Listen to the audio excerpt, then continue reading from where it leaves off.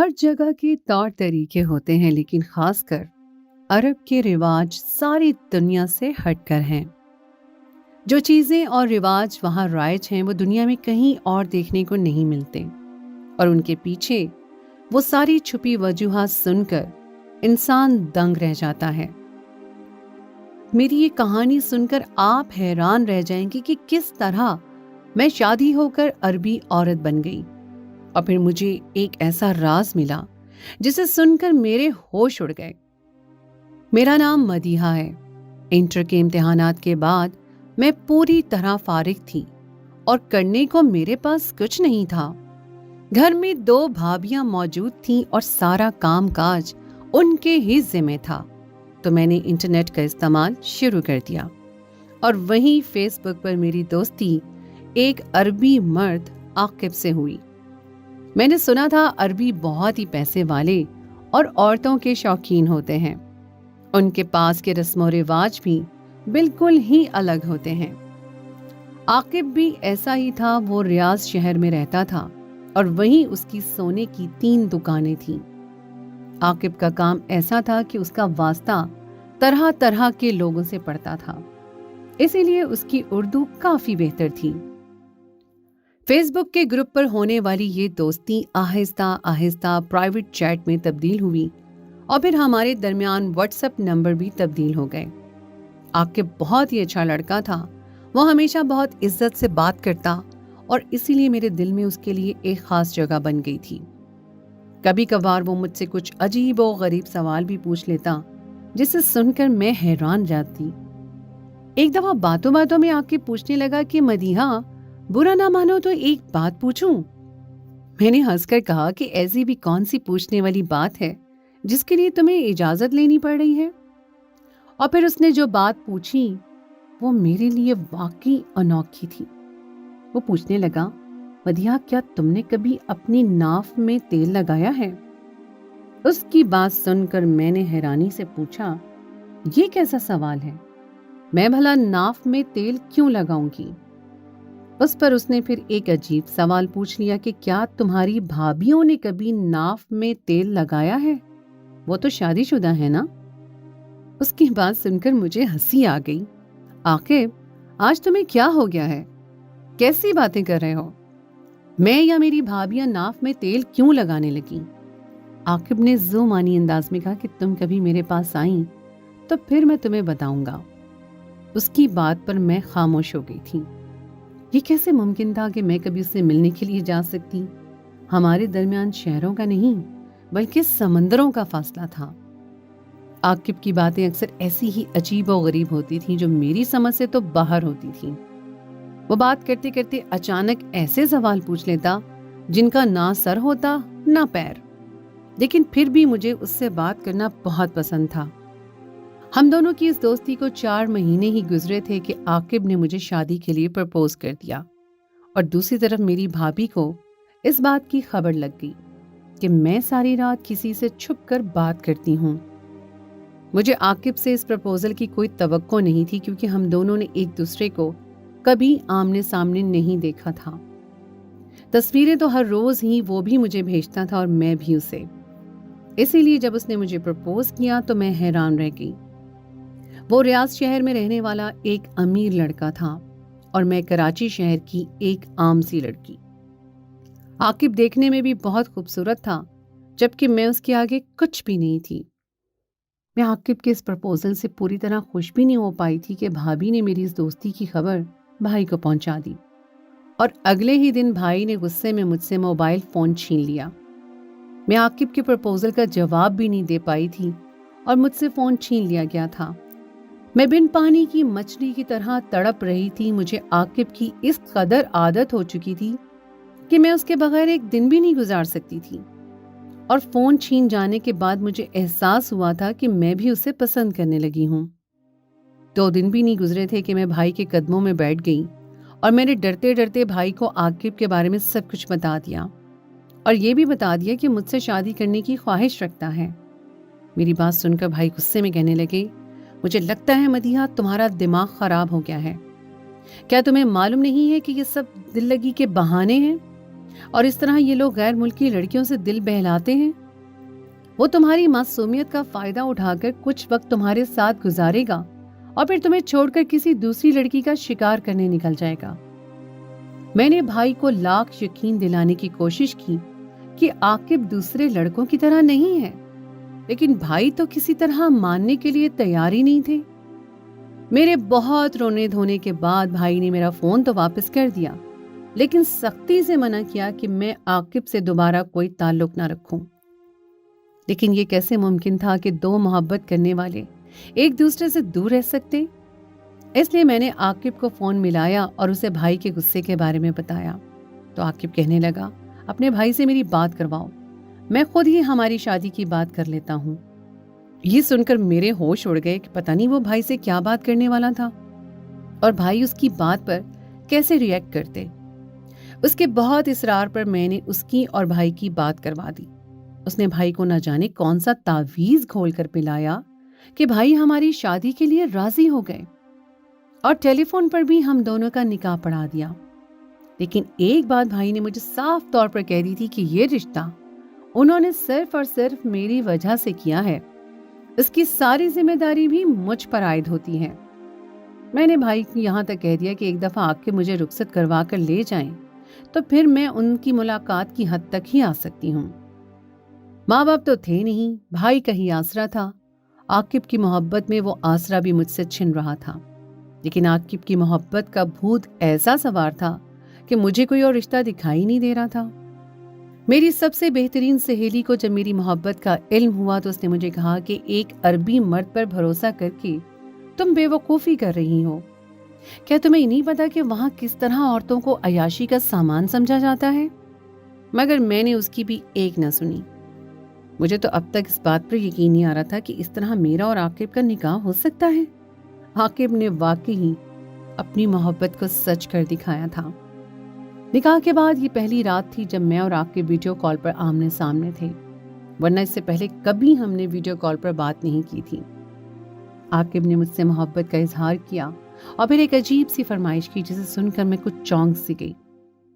वो कहने लगा, मदीहा, मैं एक दफा तुम्हारी नाफ देखना चाहता हूँ।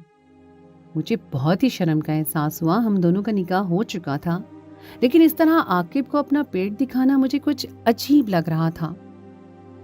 वो कहने लगा, मदीहा, इसमें शर्माने की क्या बात है? अब तुम मेरी बीवी हो और मुझे बस तुम्हारी नाफ ही तो देखनी है। तुम मेरे पास होती तो आज की रात मैं खुद तुम्हारी नाफ में तेल लगाता, मगर मैं चाहता हूं कि आज तुम ये काम खुद अपने हाथ से कर लो। मैंने हैरत से पूछा, आकिब, आखिर ये नाफ वाली क्या बात है जो तुम अक्सर ही नाफ में तेल लगाने की बात करते हो? आकिब कहने लगा, जब तुम यहाँ आओगी ना तो मैं खुद तुम्हारी नाफ में तेल लगाकर तुम्हें बताऊंगा कि अरबी औरतें अपने शौहर से मिलने से पहले नाफ में तेल क्यों लगाती हैं। इस तरह की बात सुनकर मेरे गाल शर्म से सुर्ख हो गए और मैंने बात बदलने के लिए आकिब से कहा कि मैं तो अरबी औरत नहीं हूँ। आकिब कहने लगा कि अब तो तुम भी एक अरबी औरत ही कहलाओगी, क्योंकि तुम्हारी शादी एक अरबी मर्द से हो गई है। बस एक दफा तुम मेरे पास आओ तो सही। निकाह के बाद से बहुत ही वो बेताब हो गया था। हर वक्त मुझे अपने पास बुलाने की बात करता और शादी के पूरे 2 महीने बाद उसने सारी कार्रवाई मुकम्मल करके मुझे अपने पास बुला लिया। मुझे एहसास था कि मेरे भाई इस रिश्ते पर खुश नहीं हैं। मुझे एयरपोर्ट पर छोड़ते वक्त भी भाई का रवैया कुछ ठीक नहीं था। शायद उन्हें इस बात का दुख था कि मैंने अपनी पसंद से 7 समंदर पार एक लड़के को पसंद कर लिया है जिससे वो बिल्कुल भी वाकिफ नहीं। भाई कहने लगे, मदीहा, तुमने अपनी जिंदगी का इतना बड़ा फैसला अपनी मर्जी से किया है, तो बेहतर यह है कि अब आगे भी तुम इसे अपनी मर्जी और समझदारी से ही निभा दो। मैंने भाई से कहा कि आप मेरी तरफ से परेशान ना हो, आकिब वाकई ही बहुत अच्छा इंसान है। भाई से विदा लेकर मैं खुशी खुशी जहाज में सवार हो गई। मुस्तकबिल का खौफ कम और आकिब से मिलने की खुशी ज्यादा थी। एयरपोर्ट पर ही मुझे आकिब नजर आया था। ये एक दूसरे शहर का एयरपोर्ट था और यहाँ से रियाज तक हमें गाड़ी के जरिए जाना था। लेकिन जो बात हैरान कुन थी वो आकिब का रवैया थी। मुझे लगा था कि वो भी मुझे देखकर खुशी से दीवाना हो जाएगा और अपनी वालहाना मोहब्बत का इजहार करेगा। लेकिन वो तो अजीब ही जल्दबाजी में था। उसने मेरा हाथ पकड़ा और मुझे खींचता हुआ गाड़ी में लेकर बिठा दिया। मैंने उससे बात करनी चाही तो उसने मुझे खामोश रहने का इशारा कर दिया। आकिब के रवैये ने मेरे होश उड़ा दिए थे। ये तो वो आकिब था ही नहीं जिससे मैंने निकाह किया था और जिससे मैं वीडियो कॉल पर घंटों बातें किया करती थी। कई घंटों की ड्राइव के बाद आकिब ने मुझे एक छोटे से होटल में ठहरा दिया और कहने लगा कि तुम्हें कुछ दिन यहीं गुजारने हैं। वो मुझे छोड़कर जाने लगा तो मेरी जान निकल गई। एक गैर मुल्क में अकेले इस तरह होटल में रहना मेरे लिए बिल्कुल भी मुमकिन नहीं था। मैंने रोते हुए आकिब से पूछा कि वो मेरे साथ इस तरह क्यों पेश आ रहे हैं और मैं यहाँ अकेले कब तक और कैसे रहूंगी। मेरी बात सुनकर वो कहने लगे कि रोने धोने की जरूरत नहीं है, मैं रात को वापस लौटकर तुम्हारे पास आ जाऊंगा। आकिब इस कदर जल्दबाजी में थे कि वो मेरे पास ज्यादा देर रुके भी नहीं और ये कहकर चले गए कि मुझे जो कुछ भी खाना पीना हो मैं फोन पर होटल वालों को बता सकती हूँ। आकिब के जाने के बाद कई घंटे मैंने रोकर गुजार दिए। मुझे लग रहा था शायद मेरे भाई की बात ठीक ही थी। मैंने एक बिल्कुल अनजान आदमी पर भरोसा करके खुद को उसे सौंप दिया था। रात के 2 बजे के करीब आकिब वापस होटल आया था और उसके हाथ में एक तेल की शीशी भी थी। वो मेरे पास बैठ गया और कहने लगा, मदीहा, तुम मुझसे ना ही कोई सवाल पूछोगी और ना ही मैं तुम्हारी किसी बात का जवाब दूंगा। जब वक्त ठीक होगा तो मैं तुम्हें सब कुछ खुद बता दूंगा। ये तेल की शीशी लो और अपनी नाव पर लगा लो। मैंने उसके हाथ से तेल की शीशी पकड़ ली थी, लेकिन इस तेल को लगाने का मेरा कोई इरादा नहीं था। ना ही आकिब ने मुझसे अपने जज्बात का इजहार किया था और ना ही मुझे अपने घर लेकर गए थे। पता नहीं वो मुझसे क्या चाहते थे। मैं उस वक्त उनके रहमो करम पर थी, इसलिए ज्यादा सवाल जवाब भी नहीं कर सकती थी। आकिब ने जब ये देखा कि मैं तेल की शीशी लेकर बैठी हूँ और मेरे लगाने का कोई इरादा नहीं है तो वो बहुत ज्यादा गुस्से में आ गया और कहने लगा कि मैं बस कुछ देर के लिए ही यहाँ आया हूँ, इसलिए फौरन अपनी नाव में तेल लगा लो। आकिब का गुस्सा भरा अंदाज देखकर मैंने फौरन अपनी नाव में तेल लगा लिया, जबकि आकिब ने कहा था कि जब मैं यहाँ आऊंगी तो वो खुद मेरी नाव में तेल लगाकर मुझे इसके बारे में बताएंगे, लेकिन फिलहाल ऐसा कुछ नहीं हुआ था। मेरे तेल लगाते ही आकिब का मिजाज एकदम ही बदल गया और वो मुझसे मोहब्बत से पेश आने लगा। आकिब के इस तेजी से बदलते अंदाज पर भी मैं हैरान रह गई। थोड़ी ही देर में हम दोनों के दरमियान के सारे फासले मिट गए और आकिब ने मुझ पर अपनी बेपनाह मोहब्बत लुटाई। आकिब की मोहब्बत और तवज्जो पाकर मैं पूरी तरह खुश भी नहीं हो सकी थी कि आकिब ने अचानक ही वापसी की जल्दी मचाई और जिस तरह वो आए थे उसी तरह रात के अंधेरे में वापस लौट गए थे। आकिब ने कहा था कि अब वो 2 दिन बाद आएंगे और ये सुनकर मैं परेशान हो गई थी। आकिब ने मुझे एक मोबाइल फोन दे दिया था, लेकिन उस फोन में किसी का भी नंबर नहीं था। मुझे अपने भाई का नंबर याद था, इसलिए मैंने अपने भाई को फोन लगा लिया। भाई ने सरसरी तौर पर मेरी खैरियत पूछी और फोन बंद कर दिया। भाई के इतने गैरों वाले अंदाज ने मुझे ये हकीकत अच्छी तरह समझा दी थी कि अब वो मुझसे कोई वास्ता नहीं रखना चाहते। एक दिन नहीं गुजरा था कि मुझे शदीद बुखार हो गया।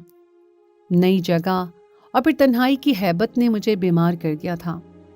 मजबूरन मैंने आकिब को फोन किया तो वो कुछ दवाई लेकर मेरे पास आ गया और साथ ही एक अजीब सा सुर्ख रंग का गाउन भी लेकर आया। कहने लगा, रात तक दवा खाकर ठीक हो जाओ और ये गाउन पहनकर तैयार हो जाना। रात को मैं तुम्हें किसी दावत में लेकर जाऊंगा, वहां हमें कुछ लोगों से भी मिलना है। मुझे आकिब की बिल्कुल भी समझ नहीं आ रही थी कि वो मेरे साथ क्या करना चाहता था।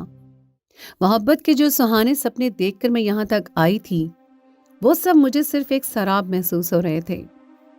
मेरी तबीयत इतनी ज्यादा खराब थी और आकिब को दावत की पड़ी हुई थी। मैंने पूछा कि किसकी दावत है तो वो कहने लगा कि उसके किसी अजीज दोस्त की है और हम दोनों को वहीं जाना है। वो एक दफा फिर मुझे छोड़कर चला गया था और मैं ये सोचकर मुतमईन हो गई थी कि चलो मैं उसकी बीवी बनकर कुछ लोगों से तो मिल सकूंगी। कम से कम मुझे अब ये खौफ नहीं रहा था कि वो मुझे दुनिया से छुपा रहा है। रात तक मेरी तबीयत काफी संभल गई थी और मैं वो सुर्ख गाउन पहनकर तैयार हो गई, जो बहुत ही चुस्त और बगैर आस्तीन का था। उसके साथ सोने के बहुत सारे जेवरात भी थे जो मैंने अपने गले में डाल लिए थे। तकरीब में पहुंचकर एक अजीब सी बात हुई कि आकिब ने मुझे अपने कुछ दोस्तों से मिलवाया, लेकिन सब के सब اس نے مجھے اپنی ایک دوست جو کہ پاکستانی کے طور پہ ہی متعارف کروایا اور ہماری شادی کا کوئی تذکرہ نہ کیا۔ میری ساری خوشگمانیاں ہوا ہو گئی تھیں۔ عاقب مجھے دلہا دلہن سے ملوانے کے لیے بھی لے کر گیا تو وہ دلہا کے ساتھ باتوں میں مصروف ہو گیا اور میں ایسے ہی دلہن کے ساتھ بیٹھ گئی اور یہ دیکھ کر حیران رہ گئی کہ دلہن کی ایک دوست نے اسے ایک چھوٹی سی تیل کی بوتل لا کر پکڑائی اور عربی میں کچھ کہا جو مجھے سمجھ میں نہ آیا، لیکن میں اتنا جان گئی تھی کہ واقعی عربی عورتیں ہم بستری سے پہلے ناف میں تیل لگاتی ہیں، لیکن کیوں، یہ وجہ میں ابھی تک جان نہیں پائی تھی اور نہ ہی کسی سے پوچھ سکتی تھی، کیونکہ یہاں موجود سبھی لوگ زیادہ تر عربی زبان ہی جانتے تھے۔ تقریب کے اختتام پر میں عاقب کے ساتھ واپس ہوٹل آ گئی، لیکن میں اس سے پوری طرح ناراض تھی۔ مجھے یہ بات بالکل اچھی نہیں لگی تھی کہ اس نے مجھے اپنی بیوی کے طور پر اپنے دوستوں سے نہیں ملوایا تھا۔ ہوٹل آتے ہی وہ میرے ساتھ محبت کا اظہار کرنے لگا، لیکن اسے میرے رویے سے اندازہ ہو گیا کہ میرا مزاج بگڑا ہوا ہے۔ عاقب نے تیل کی شیشی ہاتھ میں پکڑی اور کہنے لگا، میں ابھی تمہارا موڈ ٹھیک کر دیتا ہوں، اور یہ کہہ کر وہ خود ہی میری ناف میں تیل لگانے لگا۔ اس سے پہلے کہ میں اسے تیل کی وجہ پوچھتی، ہوٹل کے دروازے پر دستک ہوئی۔ عاقب نے دروازہ کھولا تو یہ دیکھ کر میرے قدموں تلے سے زمین نکل گئی کہ دروازے پہ عربی پولیس کھڑی تھی اور انہوں نے عاقب کو گرفتار کر لیا تھا۔ وہ لوگ عربی میں پتہ نہیں کیا کچھ کہہ رہے تھے جو مجھے سمجھ نہیں آ رہا تھا، لیکن عاقب بار بار مزاحمت کی کوشش کر رہا تھا۔ وہ لوگ اسے گرفتار کر کے اپنے ساتھ لے گئے تھے اور ساتھ ہی ایک لیڈی کانسٹیبل نے مجھے بھی اشارے سے ساتھ چلنے کو کہا تھا۔ میں بہت زیادہ پریشان ہو گئی تھی، میں نے کبھی زندگی میں اس طرح کی کوئی سچویشن نہیں دیکھی تھی۔ میری آنکھوں سے آنسو بہہ رہے تھے اور مجھے اپنا گھر یاد آ رہا تھا۔ پولیس اسٹیشن پہنچ کر میرے لیے ایک اردو بولنے والے پولیس والے کا انتظام کیا گیا، جس نے مجھے ایک ایسی بات بتائی جو سن کر میرے ہوش اڑ گئے۔ عاقب کے والد نے اس پر چوری کا الزام لگایا تھا کہ اس نے اپنے ہی باپ کی دکان سے بہت سارے زیورات چوری کیے ہیں اور سارے زیورات میرے سامان میں سے ملے تھے۔ یہ انہی زیورات کی بات ہو رہی تھی جو عاقب نے مجھے گاؤن کے ساتھ پہننے کے لیے لا کر دیے تھے۔ مجھے سمجھ نہیں آ رہا تھا کہ عاقب کی تو اپنی سونے کی دکانیں تھیں، پھر اسے میرے لیے زیورات چرانے کی کیا ضرورت پیش آ گئی تھی، اور یہ سب کیا ہو رہا تھا۔ کافی دیر کی تفتیش کے بعد پولیس والوں نے عاقب کو چھوڑ دیا تھا۔ ان لوگوں کے درمیان کیا بات ہوئی تھی وہ تو مجھے سمجھ نہیں آئی تھی، لیکن وہ بہت ہی زیادہ پریشان تھا، اور جب میں نے اسے غصے میں اس گرفتاری کی وجہ پوچھی تو وہ کہنے لگا کہ یہ سب کچھ تمہاری وجہ سے ہوا ہے۔ عاقب کی بات سن کر میں ہکا بکا رہ گئی تھی کہ وہ اپنی گرفتاری کا الزام مجھ پر کیوں ڈال رہا ہے۔ عاقب نے مجھے بتایا کہ اس کے ماں باپ میری اور اس کی شادی پر راضی نہیں تھے اور وہ اس کی شادی کسی عربی لڑکی سے ہی کرنا چاہتے تھے، لیکن عاقب نے ان سے چھپ کر اپنی مرضی سے مجھ سے شادی کر لی تھی۔ اس نے خود ہی سارے دستاویزات بنوا کر مجھے یہاں بلا لیا، لیکن میرے یہاں پہنچنے سے پہلے ہی اس کے ماں باپ کو اس بات کی بھنک مل گئی، اور وہ اس کے ماں باپ نے کہا کہ اگر عاقب مجھے لے کر گھر آیا تو وہ اسے ہمیشہ کے لیے جائیداد سے بے دخل کر دیں گے۔ مجبوراً عاقب نے مجھے ہوٹل میں ٹھہرا دیا اور اپنے ماں باپ کے سامنے ایسے ظاہر کیا جیسے وہ مجھے لینے کے لیے ایئرپورٹ آیا ہی نہ ہو، لیکن اسے ساتھ ساتھ میری فکر بھی ستا رہی تھی، اس لیے وہ بار بار تھوڑی دیر کے لیے چکر کاٹ کر چلا جاتا۔ اس نے مجھے یہ بات اس لیے نہیں بتائی کہ اسے ڈر تھا کہیں میں یہ سب سن کر پریشان نہ ہو جاؤں۔ میری طبیعت خرابی کا سن کر اس نے سوچا کہ وہ مجھے ہوٹل سے باہر لے جائے گا تو میرا دل بہل جائے گا، اسی لیے وہ مجھے اپنے دوست کی شادی میں لے گیا۔ شادی میں جانے کے لیے زیورات کی ضرورت تھی، لیکن اس کے ماں باپ نے اس کی ہر حرکت پر نظر رکھی ہوئی تھی، اس لیے وہ چوری سے دکان سے زیورات لے کر آیا تھا، اور جب یہ بات اس کے باپ کو پتہ چلی تو انہوں نے غصے میں اپنے ہی بیٹے کے خلاف رپورٹ درج کروا دی۔ عاقب کہہ رہا تھا کہ وہ آہستہ آہستہ اپنے ماں باپ کو ہمارے رشتے کے لیے راضی کر لے گا، لیکن جب تک مجھے اس کا ساتھ دینا ہوگا اور خاموشی سے اسی طرح کچھ دن ہوٹل میں گزارنے ہوں گے۔ عاقب کی بات سن کر میں شرمندہ ہو گئی تھی۔ میں اس کے بارے میں نہ جانے کیا کچھ سوچ رہی تھی، جبکہ وہ میری وجہ سے ہی بہت پریشانی میں تھا۔ اپنے ماں باپ کے شدید دباؤ کے باوجود بھی اس نے مجھے نہیں چھوڑا تھا۔ میں نے عاقب سے کہا کہ وہ پریشان نہ ہو، میں ہر طرح سے اس کا ساتھ نبھانے کے لیے تیار ہوں۔ میری بات سن کر عاقب مطمئن ہو گیا और कहने लगा, जाओ पहले तेल की बोतल उठा कर लाओ, मैं खुद तुम्हारी नाव में लगाऊंगा। आकिब की बात सुनकर मैं तेल की बोतल उठा लाई, लेकिन उसे कहा कि पहले मुझे ये बताओ कि अरबी औरतें ये तेल क्यों लगाती हैं। आकिब ने मुझे बिस्तर पर लिटाया और खुद ही मेरी नाव में तेल लगाते हुए कहने लगा कि ये तेल नाव में एक जादुई तेल की तरह काम करता है। अरबी औरत इसे हम बिस्तरी से पहले इसलिए लगाती है क्योंकि इसके बहुत सारे फायदे होते हैं। बहुत सी जनाना बीमारियां ऐसी होती हैं जो नाव में तेल लगाने की वजह से खुद ब खुद खत्म हो जाती हैं। औरतों को इससे हामला होने में भी आसानी होती है। इस तेल के अंदर एक खास किस्म की जड़ी बूटी डाली जाती है और सुना है कि इसकी वजह से हम बिस्तरी के बाद जो औलाद पैदा होती है वो बहुत ही ज़हीन होती है। लेकिन जो जड़ी बूटी इस तेल में मिलाई जाती है वो सिर्फ यहीं की सरजमीन पर पाई जाती हैं और इसका इल्म मुझे पहले नहीं था। लेकिन जब मैंने तुमसे तुम्हारी और तुम्हारी भाभी के तेल लगाने वाली बात का पूछा तो मुझे पता चला कि ये अमल सिर्फ अरबी औरतें ही करती हैं। मैं भी चाहता हूँ कि जल्द से जल्द हम दोनों माँ बाप बन जाएं ताकि मेरे माँ बाप तुम्हें आसानी से अपना लें, क्योंकि जब मेरी औलाद हो जाएगी तो मैं जानता हूँ कि मेरे माँ बाप खुद ही तुम्हें कबूल कर लेंगे। आकिब की ये बात सुनकर मैं हैरान रह गई थी। जब मेरी माँ जिंदा थी तो वो मेरे भाई के बच्चे की नाव में तेल डाला करती थी, लेकिन मेरी अम्मा के इंतकाल के बाद मैंने कभी ये नहीं देखा था। और अब मुझे एहसास हो रहा था कि बड़े बूढ़े जो करते हैं वो ठीक ही होता है। इंसान के जिस्म का पूरा निज़ाम नाव के साथ ताल्लुक़ रखता है, और जब नाव की सफाई का ख्याल रखा जाता है और उसमें तेल डाला जाता है तो उससे बहुत सारी बीमारियां कुदरती तौर पर ख़त्म हो जाती हैं। आकिब ने खुद अपने हाथों से मेरी नाव में तेल लगाया था और उसके बाद मुझसे अपनी वालहाना मोहब्बत का इजहार किया था। आज पहली बार मुझे इस मोहब्बत का एहसास हुआ था, क्योंकि अब मैं आकिब की पूरी सच्चाई जान चुकी थी। मुझे उम्मीद थी कि जल्दी आकिब के वालिदैन मुझे कबूल कर लेंगे और हम एक अच्छी ज़िंदगी साथ गुजारेंगे। तो दोस्तों, ये थी मेरी आज की कहानी। उम्मीद है आपको आज की कहानी पसंद आई होगी। कहानी अच्छी लगे तो इसको लाइक ज़रूर कीजिएगा और अपने दोस्तों के साथ शेयर कीजिएगा। और अगर आपने अभी तक मेरे चैनल सुनो ज़रा को सब्सक्राइब नहीं किया तो उसको फ़ौरन सब्सक्राइब कर लीजिए, ताकि आपको मेरी आइंदा आने वाली कहानी का नोटिफिकेशन फ़ौरन मिल सके। अगली कहानी तक के लिए मुझे इजाज़त दीजिए। अल्लाह निगहबान।